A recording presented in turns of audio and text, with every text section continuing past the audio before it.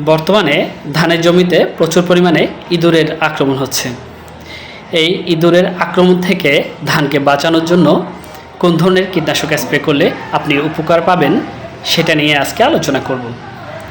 আমি প্রথমে যে কোম্পানির কীটনাশকটি সাজেস্ট করছি সেটা হচ্ছে স্কয়ার কোম্পানির থিমিড। এটি মূলত ইমিডাক্লোপিড এবং থিরামির সমন্বয়ে একটি কীটনাশক। এই কীটনাশক আপনি ব্যবহার করলে জমিতে 10 থেকে 15 দিন আর ইঁদুর আসবে না। এরপরে আমি যে কোম্পানির ওষুধ কীটনাশকটি সাজেস্ট করব সেটা হচ্ছে স্যামকো কোম্পানির স্যামকা।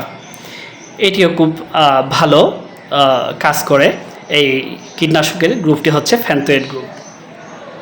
এটি ব্যবহার করেও আপনি ইঁদুরের আক্রমণ থেকে নিস্তার পেতে পারেন। এরপর যে কীটনাশকটি আমি সাজেস্ট করব সেটা হচ্ছে টাফগর। এটা অ্যাক্টিভ ইনগ্রেডিয়েন্ট হচ্ছে ডাইমেথোয়েট। ডাইমেথোয়েট গ্রুপের এই ওষুধটি আপনি যদি স্প্রে করেন আপনার জমিতে কমপক্ষে 10 থেকে 15 দিন আর ইঁদুর আসবে না।